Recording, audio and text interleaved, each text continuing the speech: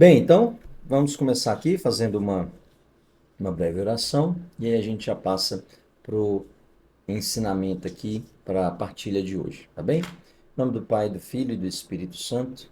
Amém. Vinde, Espírito Santo, enchei os corações dos vossos fiéis e acendei neles o fogo do vosso amor. Enviai o vosso Espírito e tudo será criado e renovareis a face da terra. Oremos. Ó Deus, que instruíste os corações dos vossos fiéis com a luz do Espírito Santo, fazei que apreciemos retamente todas as coisas, segundo o mesmo Espírito, e gozemos sempre da sua consolação. Por Cristo, Senhor nosso. Amém. Santa Maria, Mãe de Deus, rogai por nós. São João Paulo II, rogai por nós. Santa Teresinha do Menino Jesus, rogai por nós. Em nome do Pai, do Filho e do Espírito Santo. Amém. Então vamos lá para o nosso estudo dessa noite, a segunda live. A gente vai falar aqui sobre o documento Persona Humana. Esses documentos que a gente está trabalhando, você consegue ver aí no site do Vaticano. Se você colocar lá no Google, né, na aba do Google lá, Persona Humana, você já vai ser direcionado para esse tesouro, né? Bom, contexto dessa encíclica. Foi publicada, né, da encíclica não, dessa declaração. Ela foi publicada no dia 29 de dezembro de 1975 pela Congregação para a Doutrina da Fé. E por que essa declaração ela veio à tona? A gente está aí, né, em 1975, a gente está vivendo as consequências, as primeiras consequências daquilo que foi a Revolução Sexual. Revolução Sexual que começa aí no finalzinho do século XIX, início do século XX. Ela já tem seus efeitos ali em 1880, já começa a ter algum princípio da Revolução Sexual, mas o seu auge chega aí entre 1950 e 1970, né, com a coroação desse movimento, com o movimento hippie, né, o movimento de Woodstock, essa festa que foi um marco para essa linha com relação à revolução sexual. A igreja, então, vendo tudo aquilo que está acontecendo no âmbito social, especialmente com os jovens, no que tange a vivência desordenada da sexualidade, de uma vivência, seja por sexo fora do matrimônio, seja pelo surgimento de muito uso de contraceptivos e tantas outras coisas que aqui não teríamos tempo para abordar. A igreja, então, dá essa declaração pela Congregação para a Doutrina da Fé. Qual que é o objetivo, então, da Igreja Católica com esse documento? Oferecer uma orientação moral diante de novas concepções sobre liberdade sexual, comportamento e ética. Nós somos fruto, somos consequência de um pensamento moderno barra contemporâneo que insiste em dizer que o homem ele não deve satisfação a ninguém, não deve obediência a ninguém, ele é senhor de si, que institui as suas próprias regras, que faz o que quiser da sua vida. Então nós temos uma influência muito, mas muito profunda nisso aí, nesse pensamento, e acaba que esse pensamento ele acaba trazendo alguns prejuízos no âmbito religioso, quais sejam: se Deus não faz na hora que eu quero, do jeito que eu quero, eu o descarto, eu procuro em outro lugar, eu vou àquele lugar aonde me é prometido um suposto Deus que faça todas as minhas vontades. Presta atenção, como que é hoje a relação do homem com a fé. Não estou dizendo aqui para aqueles que vivem, né? Aqui, né, o nosso público aqui, que vê os nossos vídeos, que participa das nossas lives, já é um público que busca viver a fé, reza, tá aí aos trancos e barrancos, mas está aí tentando. Mas vamos sair um pouco do nosso grupo, desse ambiente que nós vivemos, e vamos pensar de uma forma maior. Veja como as pessoas lidam com a fé, como as pessoas lidam com a sua relação com Deus. Não é uma relação de que Deus vem e me fala e eu, como um bom filho, obedeço. Mas Deus venha ao meu reino e faça aquilo que eu quiser. Faça a minha vontade, assim na terra como no céu. Né? O Pai Nosso do homem moderno barra contemporâneo é Deus que venha a mim e faça a mim. Se não fizer, ou não existe, ou não é um verdadeiro Deus, ou tem alguma coisa errada. Isso falando num aspecto relacional com Deus. Se a gente traz aí para os aspectos da moral sexual, então, não, mas Deus quer que todos se amem. Deus desejou. Se Deus criou o sexo, por que que ele proibiria o homem de tê-lo? Se Deus fez ter o prazer, por que que Deus então proibiria? Então veja que essas frases elas são permeadas de tendências e inclinações perigosas e que podem trazer um prejuízo muito, mas muito grande para o entendimento correto da vivência da sexualidade. Então, entendendo esse contexto que a gente está, que é o mundo se encontra querendo ser senhor de si, abandonando o Senhor com S maiúsculo, avogando para si o direito de ser o legislador do que é certo e do que é errado. E aí a igreja vem se manifestar. Veja como o documento, né, Persona Humana, começa, a declaração Persona Humana começa. Número 1. É do sexo, efetivamente, que a pessoa humana recebe aqueles caracteres que, no âmbito biológico, psicológico e espiritual, a fazem homem e mulher, condicionando por isso, em grande escala, a sua consecução da maturidade e a sua inserção na sociedade. Com essa frase aqui, a gente já percebe que quando a igreja vai falar sobre sexualidade, ela não fala no âmbito raso, ela não fala no âmbito fragmentado, qual seja a genitalidade, o prazer venéreo, o prazer do encontro de dois órgãos sexuais. Não, a igreja não resume a vivência da sexualidade assim, por quê? Porque o homem não é somente essa perspectiva biológica. Veja que ela está falando plano biológico, psicológico e espiritual, que fazem o ser humano ser homem e mulher. Isso aqui é um princípio muito importante para a gente começar aqui o nosso estudo. O sexo, o seu ser homem, o seu ser mulher, não é algo acidental na tua história. Não foi Deus não tinha nada que fazer, me pensou homem, me pensou mulher. Não. O fato de você ser homem, o fato de você ser mulher, vai dizer de uma perspectiva muito, mas muito, mas muito importante. Qual seja, da sua pessoa. Nós não podemos dizer que a dimensão biológica é uma dimensão que pode ser fragmentada ou que ela é dissociada. Eu me sinto como homem preso num corpo de uma mulher. Eu me sinto uma mulher presa num corpo de homem. Por que que é perigoso dizer isso? Pelo seguinte, quando eu coloco nesses termos, eu estou dizendo, e aqui estou falando numa perspectiva católica, numa perspectiva de doutrina católica, quando eu digo que eu nasci homem, mas eu na verdade sou mulher, eu estou dizendo que Deus errou. E aí o conceito de Deus fica distorcido. Por quê? Ora, para que seja Deus, ele deve ser infalível. Se ele errou com um, na verdade ele é falível, logo ele não é Deus. Então perceba, todas essas ideologias que colocam fragmentações ou mesmo discussões acerca do corpo, da sua identidade, etc., elas têm uma raiz que lá no fundo é uma raiz ateia.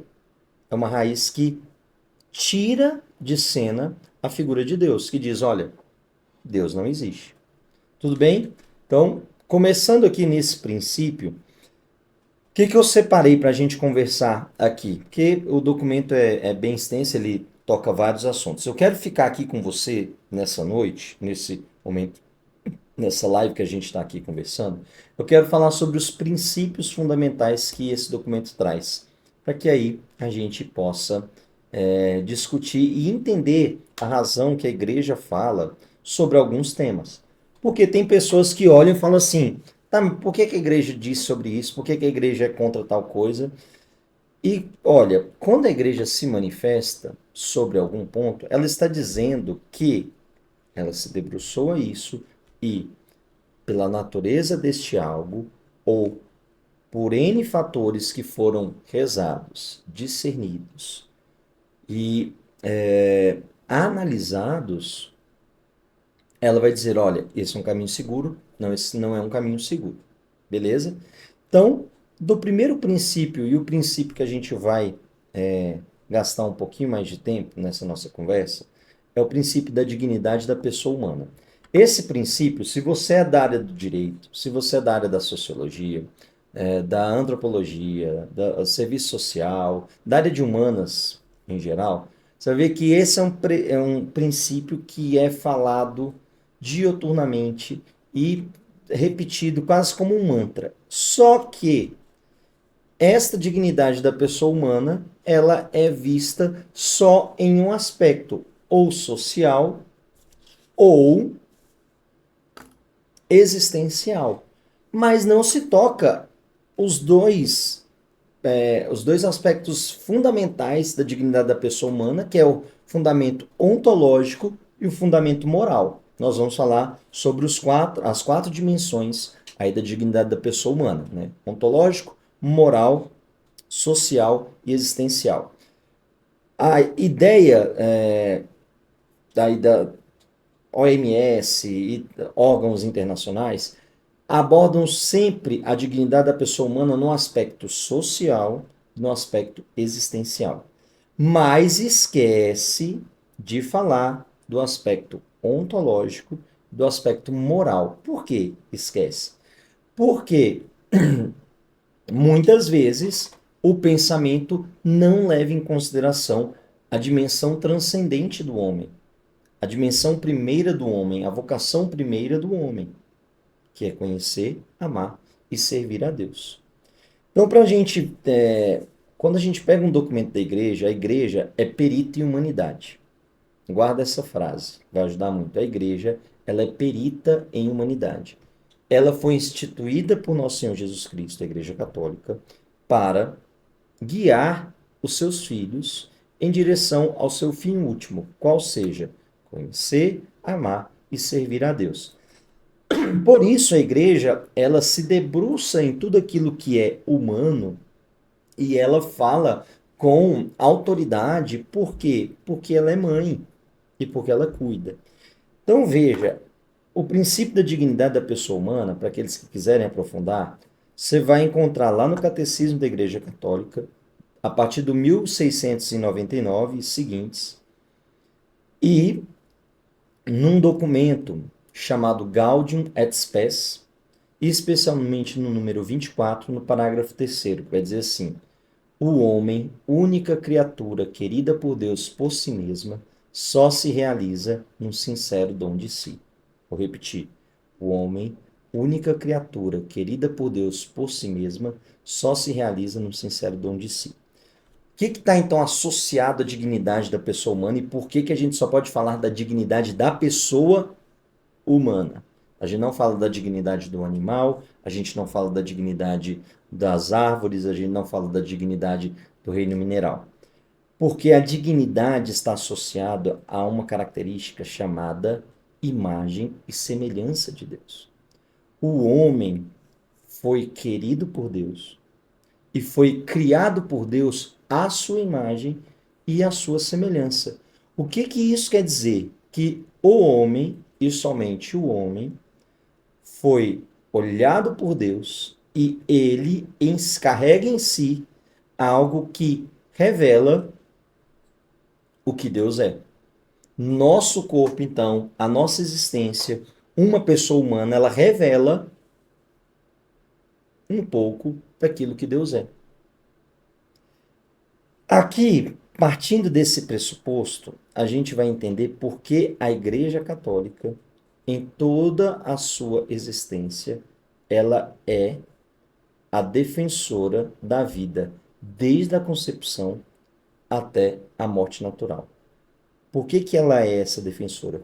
Porque ela crê que cada vida trazida por um mistério de amor de Deus a esta existência, ela traz em si uma dimensão de irrepetibilidade, ela traz em si uma dimensão de tamanha dignidade e tamanho encontro, em tamanho mistério, que esta vida é sagrada.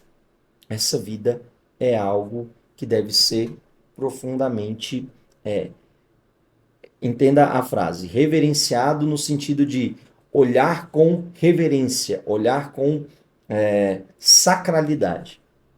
Tudo bem? Por que que isso aqui é importante entender? Porque quando a gente fala da existência de uma pessoa, se a gente olha tudo aquilo que foi criado, somente a pessoa humana é capaz de fazer algo que nenhum animal é capaz de fazer, nenhum vegetal é capaz de fazer e nenhum mineral é capaz de fazer. Qual seja, entrar em relação com Deus. Qualquer pessoa humana tem em si esta potência, esta capacidade de se relacionar com Deus. E esta relação é capaz de gerar frutos grandiosos para a humanidade. Por isso, dentre outras coisas que a gente ainda vai conversar, mas esse é um primeiro motivo que a igreja é defensora da vida, porque cada vida, cada ser humano traz em si uma potência de relação irrepetível, insubstituível e indispensável com o nosso Senhor. Cada um de nós. Você, quando nasceu, Deus te pensou por inteiro. O formato do seu rosto, as suas características físicas, o seu temperamento, as suas aptidões, as realidades que precisavam ser melhoradas. Tudo Deus pensou. Tudo, tudo, tudo. Você é uma profecia de Deus. Essa frase eu ouvi ela há muito tempo atrás e eu trago ela comigo sempre e sempre que tenho oportunidade falo isso para outras pessoas porque é uma frase que cura e que liberta o nosso coração. Porque por vezes nós associamos a nossa validade, a nossa dignidade, a nossa, podemos colocar assim, o nosso valor por aquilo que a gente faz. E a nossa dignidade não está associada naquilo que a gente faz. A nossa dignidade está associada, em primeiro lugar, a quem você é. Você é um filho, você é uma filha, querido, querida por Deus. E aqui não importa como você veio a essa existência. Quais foram as formas, se foram formas amorosas, se foram fruto de algum tipo de violência. Não importa no sentido de que Deus te amou, Deus te quis. E toda a vida foi querida por Deus. Isso aqui é importante para a gente chegar ali num ponto que é difícil às vezes a gente entender, porque a nossa mentalidade é uma mentalidade de avaliação do valor do outro por aquilo que ele faz, não por quem se é. A gente vai chegar lá. Aguenta aí, tá bom? Quero trazer aqui para vocês alguns trechos de outros documentos que eu trouxe que também falam, né? Mas um discurso de São Paulo VI, um trechinho do discurso de São Paulo VI, no dia 4 de setembro de 1968. Olha o que ele diz. O aspecto mais sublime da dignidade humana consiste na sua vocação para a comunhão com Deus. Ou seja, o que é mais valoroso para falar que a pessoa tem uma dignidade é ela tem uma capacidade de se relacionar com aquilo que transcende com Deus. Isso aqui é maravilhoso, isso aqui é grandioso demais. Vai dizer São João Paulo II, numa mensagem que ele deu aos participantes do Congresso Internacional sobre Dignidade e Direitos da Pessoa com Deficiência. Esse texto é do dia 5 de janeiro de 2004. Olha o trecho, que bonito.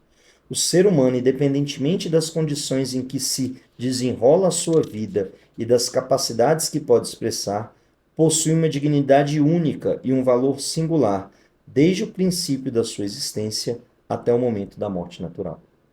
Está aqui o fundamento do porquê nós, católicos, defendemos a vida desde a concepção até a morte natural. E aí a gente entra aqui numa análise daqueles 4 tipos de dignidade. No documento Dignitas Infinita, de 2024, também da Congregação para a Doutrina da Fé, ele vai aprofundar ainda mais sobre a dignidade e ele traz esses 4 tipos. Quando fala dignidade, essa palavra dignidade, ela pode ter 4 concepções. A primeira dela é uma concepção ontológica. O que significa isso? O documento vai dizer: consiste simplesmente pelo fato da pessoa existir e de ser querida, criada e amada por Deus. Jamais pode ser cancelada esta dignidade ontológica e permanece válida para além de toda circunstância em que os indivíduos venham a se encontrar. Ou seja, pelo simples fato de você existir, você tem uma dignidade ontológica, uma dignidade inerente à sua natureza humana. Um embrião, a partir do momento em que há a fecundação de um espermatozoide com um óvulo, aquele embrião já tem esta dignidade ontológica. Por quê? Porque ele é pessoa. Pelo simples fato dele vir à vida, existir, ele é querido por Deus. Ok? Passamos para o segundo, que é a dignidade moral. O que significa essa dignidade moral? Ela se refere ao exercício da liberdade por parte da criatura humana, ainda que dotada de consciência, permanece sempre sujeita à possibilidade de agir contra ela. E assim fazendo, o ser humano se comporta de um modo que não é digno da sua natureza de criatura amada por Deus e chamada a amar os outros. Vamos tentar entender aqui. Enquanto da ontológica, esta dignidade, ela não se esvai, ela vai estar com você pelo simples fato de você ser pessoa humana. Esta dignidade moral, ela quer dizer o seguinte: você, sendo pessoa, você tem uma potência chamada liberdade. A liberdade não está associada em fazer aquilo que quer. A liberdade está associada em escolher pelo bem e rejeitar o mal. Só que o homem tem dentro de si a possibilidade de escolher o mal e rejeitar o bem, pelo livre-arbítrio, que é dado por Deus, um dom dado por Deus. O homem pode, mesmo sendo livre, escolher o mal e rejeitar o bem. Quando o homem faz isso, ele escolhe fazer o mal e rejeita o bem, a sua dignidade moral é afetada. Ela é como que manchada, é como que não é equivalente à ação com a natureza daquela pessoa, porque nós somos criados para amar e sermos amados. Essa é a natureza humana. A natureza humana, o que é natureza? Natureza é a característica ou aquilo que faz, que define você diante de outras realidades. A natureza humana, ela tem como uma das características amar e ser amado. A capacidade de amar e ser amado. Ok? Quando o ser humano livremente não deseja amar, deseja o mal e rejeita o bem, então esta dignidade moral ela fica turva. Ele não deixa de ter a sua dignidade ontológica, mas a dignidade moral, você olha e fala assim, isso não é condizente com um ato humano. Vou dar um exemplo para ficar ainda mais claro para vocês. Por mais que pareça difícil ouvir isso, o Hitler, ele tem, enquanto pessoa humana, uma dignidade ontológica. E por mais gravoso que foi os seus atos nessa vida, não se pode, ele não perdeu essa dignidade ontológica. Agora, pelo fato dele ter feito atrocidades que se tornam inimagináveis, pensar que um ser humano é capaz de ter pensamentos como ele teve, a sua dignidade moral, ela é abalada. Por isso que muitas vezes a gente olha para alguém e, dependendo da situação, se ela não tem uma vivência segundo a natureza humana, nós tendemos a rejeitar a sua dignidade no aspecto geral. Mas a gente sempre tem que lembrar, todo ser humano, sendo ele o melhor ou o pior, o mais bandido, o mais santo, todos eles têm a mesma dignidade, a dignidade ontológica. O simples fato de nascer como pessoa garante a ele essa dignidade. Agora, essa dignidade moral, ela pode ser afetada. Terceira dignidade aqui, terceiro tipo de dignidade, a dignidade social, que se refere às condições nas quais uma pessoa se encontra a viver. A sua dignidade inalienável foi contradita pela situação a qual é obrigado a viver. Então, exemplo, alguém que vive em estado de vulnerabilidade, alguém que vive debaixo da ponte, alguém que vive em condição de subnutrição. Todas essas realidades ferem a dignidade ontológica. Por quê? Porque ela não deixa de ser pessoa. Dignidade ontológica firme, mas ela é tratada como se não fosse. Por isso é algo violento, por isso é algo que agride tanto a nós. Quando nós vemos, exemplo, né, criancinha abandonada no lixão. A criança acaba de nascer e a mãe abandona a criança, joga ela no lixo. Esta dignidade social dela foi afetada e ela nos fere profundamente, por quê? Porque a sua dignidade ontológica permanece. E o último tipo de dignidade, a dignidade existencial, que é as situações que as pessoas vivem no aspecto de trabalho, situações de relações humanas. Beleza? Veja, hoje nós temos um problema. A dignidade ontológica, ela não é vista por quê? Porque se dá hoje a ideia de que tem que ser uma vida útil, uma vida que seja capaz de pensar, ou uma vida capaz de, ao menos, ter uma relação com o outro. Veja, e uma pessoa que teve um derrame e está acamada? Uma pessoa que está inconsciente. Pelo simples fato dela não conseguir pensar, ela perdeu a sua capacidade, ela perdeu a sua dignidade. E aqui está o fundamento de uma linha de filósofos, de uma linha utilitarista, que diz que a vida tem que ser uma vida útil. Se ela não é útil, logo, esta dignidade ela é extirpada, ela não existe mais. Olha como isso é perigoso. Vinícius, mas você falou que ia falar sobre questões da sexualidade. Sim, e estamos falando. O problema é que a nossa cabecinha, pós-revolução sexual, é uma cabecinha que fala sexo, a gente já pensa em atos que envolvam genitalidade. E isso é uma fragmentação. Então, com essa live, eu quero fazer com que você entenda.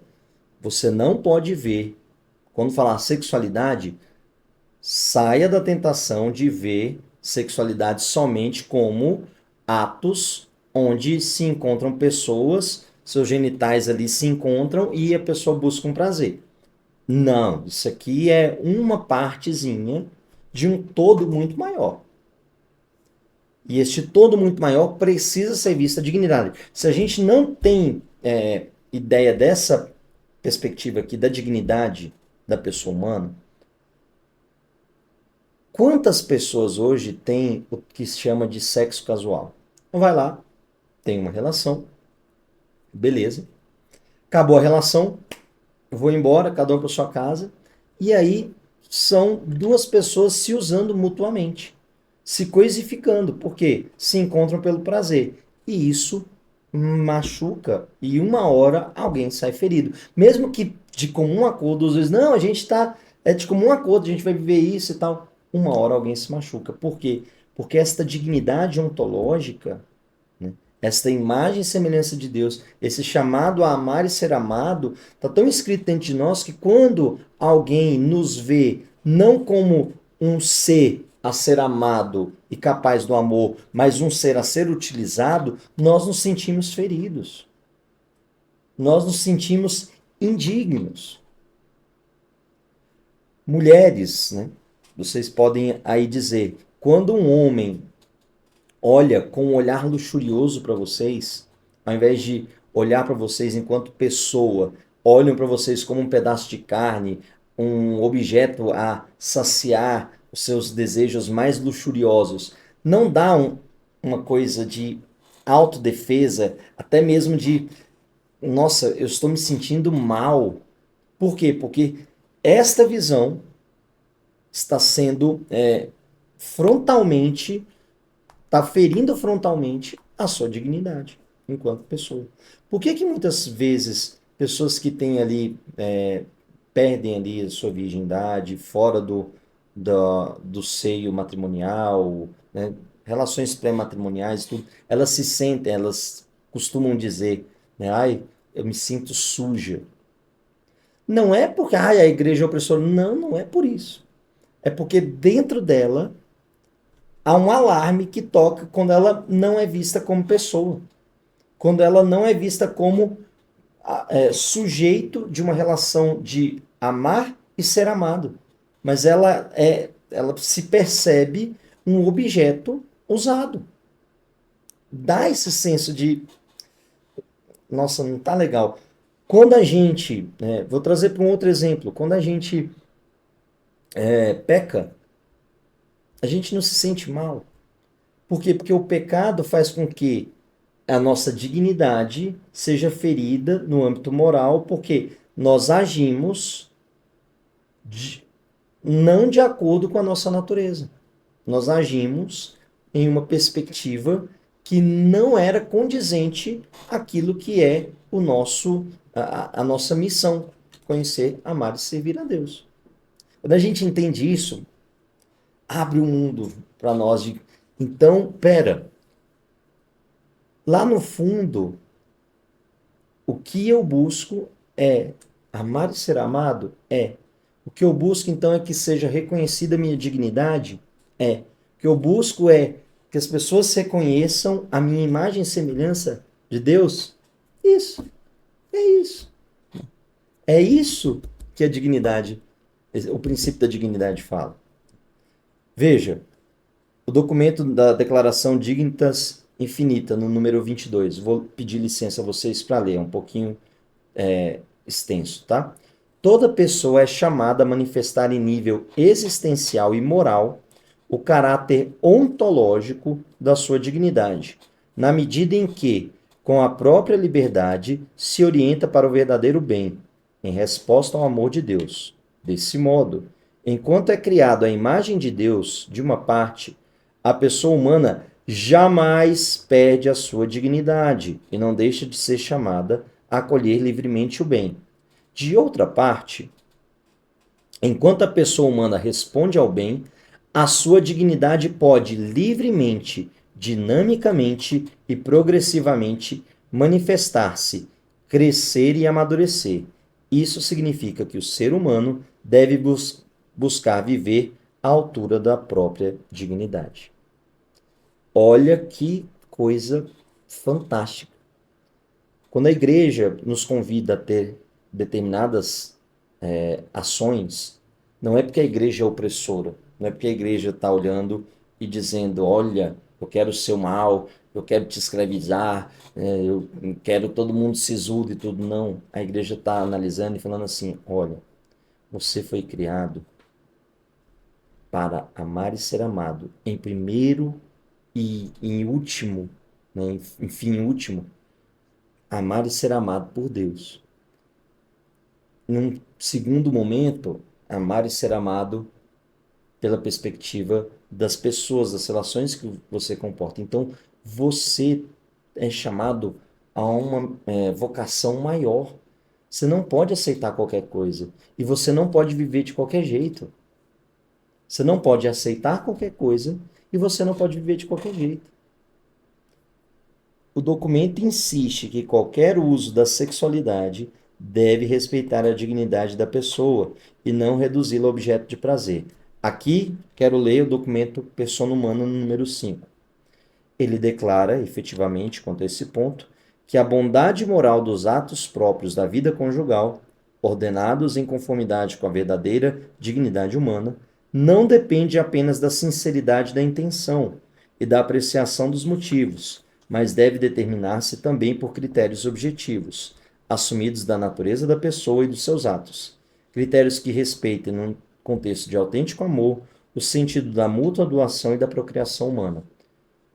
Então, aqui a gente já direciona para o ato conjugal em si, a relação sexual, no aspecto estricto sensu, né, que é a relação genital. E aqui a igreja, ela nos convida a mais dois princípios. Qual? O primeiro deles, a primazia da lei natural. O que significa isso?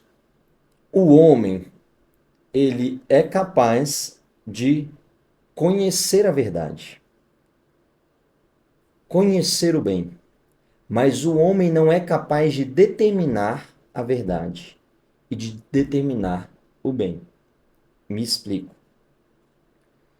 Quem diz que é verdadeiro ou não verdadeiro, bem ou mal, é aquele divino legislador, Deus.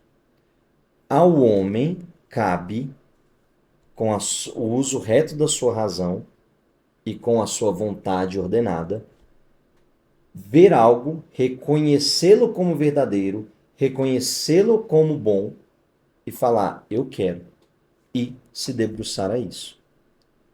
Daí, a gente tem a lei natural, que é, quando nós olhamos a realidade, ela traz em si normas que são tangíveis, alcançadas pelo homem pelo uso da sua razão. Então, por exemplo, quando a gente olha para os nossos olhos, nós percebemos que ele foi criado para algo, qual seja a visão, qual seja uma comunicação, uma transmitir alguma coisa de nós mesmos. Mas a primeira questão objetiva da nossa visão é nós trazer do mundo exterior para o nosso mundo interior. Captar, através do sentido da visão, a realidade e trazê-la para dentro de nós. Beleza? Ótimo. Mesma coisa com o olfato, mesma coisa com a audição, mesma coisa com o paladar. Ótimo. A gente pega todos os sistemas que compõem o corpo humano, a gente percebe, o sistema digestivo serve para quê? Digerir. Sistema circulatório, para que o corpo tenha os nutrientes necessários, etc. Tal. Ótimo. Quando chega no aspecto da sexualidade, a gente pega e fala, não, peraí, não é questão de reprodução, ela tem outra finalidade. Esquece essa finalidade aqui. A gente brinca, né? Quem já foi em alguma palestra nossa já deve ter ouvido essa. Eu nunca vi alguém chegar para um oftalmologista e falar assim: eu tô vendo demais. Você tem um colíriozinho que pode me cegar um pouquinho? Ou, eu tô com problema, eu ouço demais, eu escuto, eu não quero ouvir mais as fofocas do meu vizinho, não quero ouvir essas músicas ruins que meu vizinho faz. Tem algum remedinho que você pode pingar aqui para eu ouvir menos? Parece loucura, né, quando a gente fala assim. Mas é isso que as pessoas fazem quando o aspecto é a sua vida sexual, a sua vida genital. Nós temos dentro de nós uma capacidade que é trazer à vida os filhos de Deus, participar, ser coparticipantes da criação, quando um homem e uma mulher se unem, e ali espermatozoide e óvulo se unem e podem gerar uma vida. A dimensão da genitalidade, ela foi pensada por Deus por um duplo aspecto, que é a terceiro ponto aqui que a gente vai conversar, que é a unidade entre a dimensão da união do casal e da abertura à vida. Ou seja, é o que alguns já ouviram falar, a dimensão unitiva e procriativa. Nós não podemos falar de uma. Aí, aqui falando mesmo do ato conjugal em si, e veja o nome correto: ato conjugal. Por quê? Porque é um ato querido por Deus, exclusivo aos cônjuges, ao homem e à mulher que contraíram o sagrado matrimônio, porque este ato tem uma linguagem própria. Se você quiser saber dessa linguagem própria, aí eu te convido a participar do evento Amor Sem Máscaras, que vai acontecer no dia 7 de fevereiro, né? E nós lá vamos falar um pouquinho mais, aprofundar um pouquinho mais. Mas para que você já saiba aqui um pouco, o ato sexual encontra seu sentido pleno no matrimônio onde se une o amor conjugal, ou seja, a doação mútua, com fidelidade e comunhão de vida, e a abertura à vida, que é a dimensão procriativa. Quando o ato conjugal é visto de forma separada somente a perspectiva da união ou somente a perspectiva da procriação, ele é um ato que está fragmentado, é um ato que está contra a sua natureza e é um ato que fere a dignidade da pessoa humana. Por quê? Porque não está sendo realizado conforme a lei natural. Veja como tudo está bem encaixado.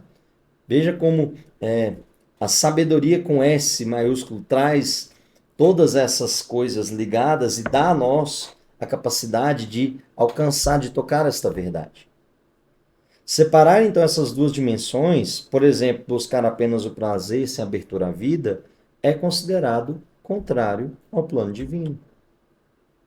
E aqui entenda, quando fala, né, em uma dimensão unitiva e procriativa, é numa perspectiva de que todo ato ele tem em si a potência de unir aquele casal, de celebrar este amor mais forte do que a morte, como vai dizer o Cântico dos Cânticos, e ao mesmo tempo ele tem uma potência de gerar vida.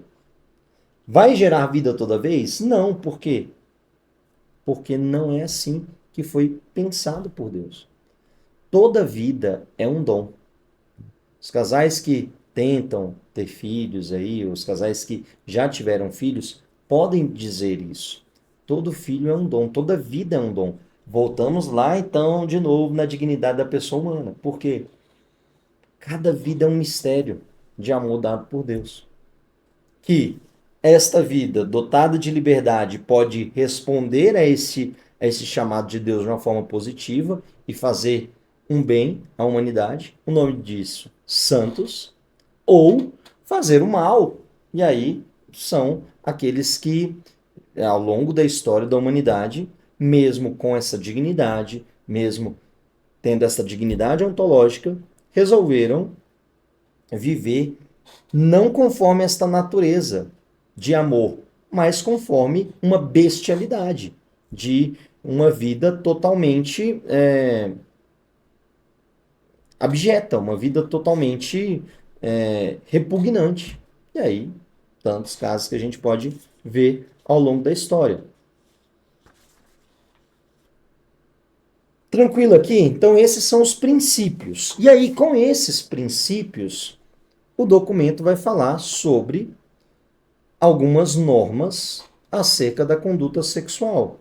Então, pega esses princípios e aplicam lá a algumas distorções na questão da sexualidade. Por exemplo, dado o princípio que a gente viu aqui, por que que então a masturbação é errada? Porque, primeiro, fere a dignidade da pessoa, que aquele ato ali não é um ato condizente à natureza de amar e ser amado, fere ali a sua liberdade, no sentido de buscar o bem e rejeitar o mal, e fere a perspectiva de que a genitalidade, o ato conjugal ali, a questão da sua genitalidade, ela deve ser vivida num aspecto de união e procriação. Masturbação é só a busca do prazer pelo prazer. O prazer estéril, o prazer que rejeita o seu poder criador, né? Dali próprio da pessoa. As relações pré-matrimoniais, a mesma coisa. Ferimento da dignidade da pessoa, porque é um ato que não condiz com este amor livre, total, fiel e fecundo,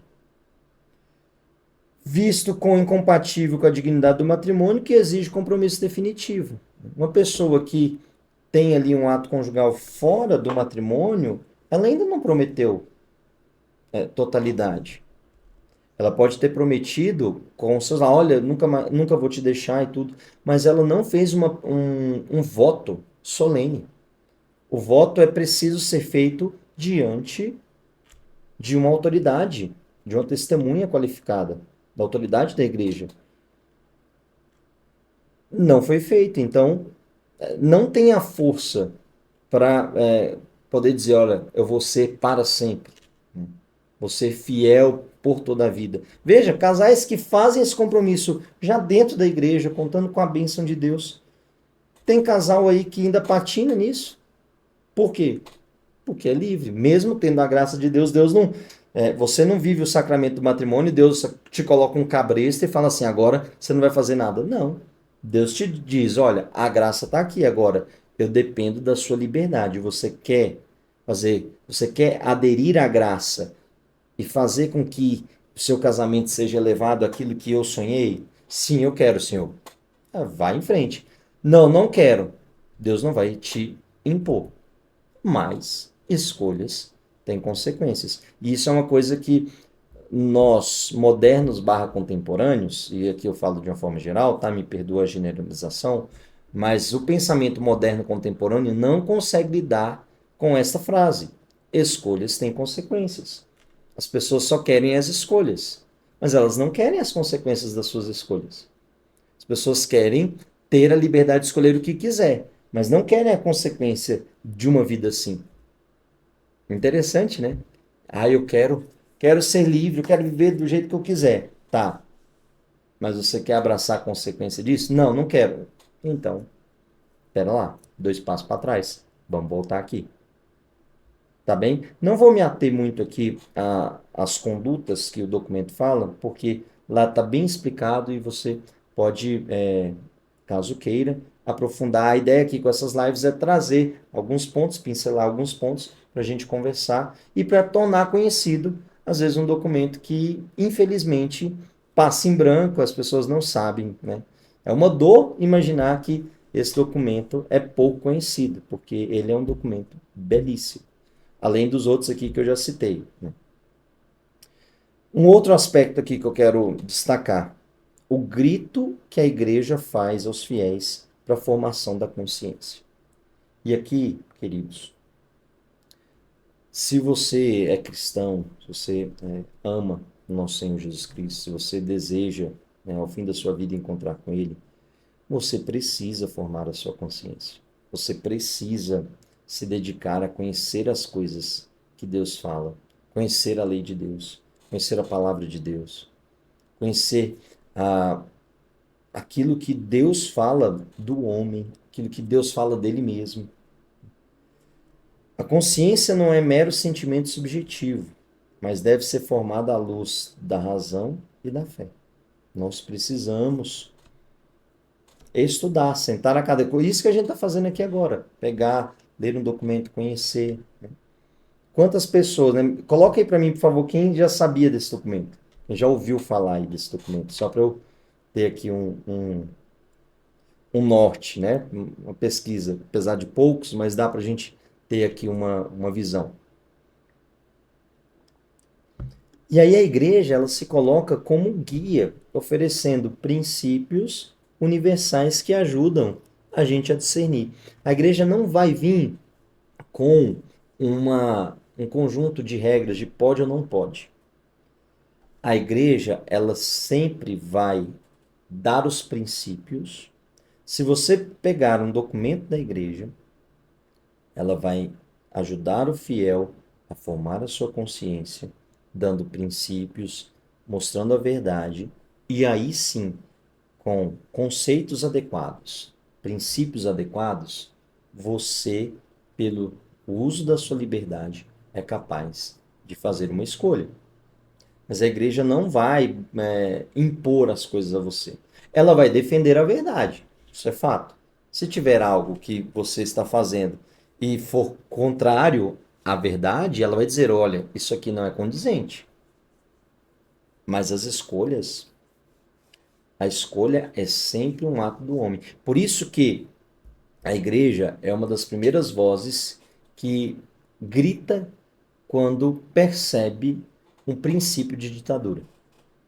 Quando começa a ter um princípiozinho de ditadura, a igreja é a primeira a, a se manifestar. Né?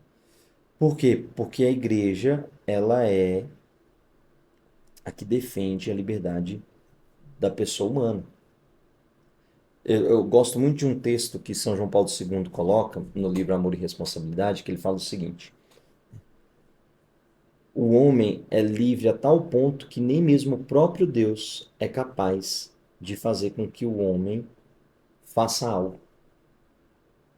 Deus inspira o coração do homem, Deus, através da graça, através das intervenções humanas, até mesmo da intervenção divina, que se revela tudo para fazer com que o homem conheça e fale: opa, eu quero, mas depende do querer do homem. Uma imagem que fala muito bem disso, né, é a imagem da criação de Adão, de Michelangelo, né, onde tem os dois dedos assim. Se você prestar atenção, o dedo de Deus ele está esticado para dizer que a parte dele de encontrar-se com o homem tá ali, ó, toda, tá? Eu tô aqui, ó, te esperando, te esperando. Se o homem fizer isso aqui, eles se encontram, eles se tocam. Mas veja, a falange nessa partezinha aqui do dedo, ela é dobrada, por quê? Para mostrar nessa simbologia da imagem que o homem ele tem que usar da sua liberdade para alcançar a Deus. Lindo, né? Lindo, lindo, lindo, lindo, lindo demais. Então, falando aqui ainda da consciência, o documento alerta contra a ideia de que cada um pode decidir sozinho o que é moralmente aceitável. Nós não podemos decidir o que é moralmente certo. Nós devemos discernir e alcançar aquilo que é a verdade. Mas definir cabe a Deus. E aqui, direcionando para o final aqui da nossa meditação, chamado à vida cristã. A moral sexual é parte da vocação cristã à santidade. Isso aqui é muito bonito. A gente tem a tendência a achar que a vivência da sexualidade é algo para cá e a santidade está para cá e eles não vão se encontrar. Não, senão nós não teríamos casais santos. Senão não faria sentido a renúncia dos celibatários. Porque se eles renunciam é porque isso é bom. Eles escolhem por algo ainda maior. Mas se um celibatário renuncia à sexualidade, se fosse um mal, se fosse um pecado, qual qual é o mérito de se renunciar a algo ruim numa perspectiva espiritual? Nenhum. Ah, eu renunciei a algo mal. Você não fez mais que sua obrigação. Ah, renunciei a algo bom por algo maior, por algo melhor. Nossa, bendito seja Deus, parabéns, né? Você está num caminho de santidade. O fiel é chamado a integrar a sua sexualidade na vida espiritual, buscando a graça de Deus para viver a castidade segundo seu estado de vida, celibatário, matrimonial. A sexualidade é vista como caminho de realização humana e espiritual, quando vivida em conformidade com o Evangelho. Então, para a gente encerrar, né? A sexualidade é dom de Deus, ligada à dignidade da pessoa humana. Deve ser vivida na liberdade responsável, iluminada pela lei moral. Só encontra a sua plenitude na união matrimonial, que integra amor e abertura à vida. E a consciência deve ser formada pela fé e pela razão, não apenas por critérios subjetivos. Certo? Essa era a nossa partilha de hoje, falando desse documento, Persona Humana. Quero agradecer você que esteve aqui conosco, você que está nos assistindo aí pelo YouTube. E quinta-feira nós temos a última live para falar sobre um outro documento chamado Unnacaro, que é um documento recém aí publicado que vai falar sobre a monogamia e a beleza da unidade matrimonial. Espero por você, que você esteja aqui conosco, chame mais pessoas. Se você gostou dessa live, indique aí para mais pessoas, compartilhe esse conteúdo. E quero convidar você, se ainda não fez a sua inscrição, garantir a sua presença no evento que vai acontecer de forma online, chamado Amor Sem Máscaras. Evento no dia 7 de fevereiro, a partir das 9 horas da manhã, onde nós vamos falar sobre a visão da sexualidade à luz da doutrina católica. Espero que você esteja conosco para ver o que verdadeiramente a igreja diz, tá bom? Obrigado por todos que estiveram aí, Deus abençoe. Espero que esse vídeo tenha sido de valia aí para sua formação. Deus abençoe. Até mais.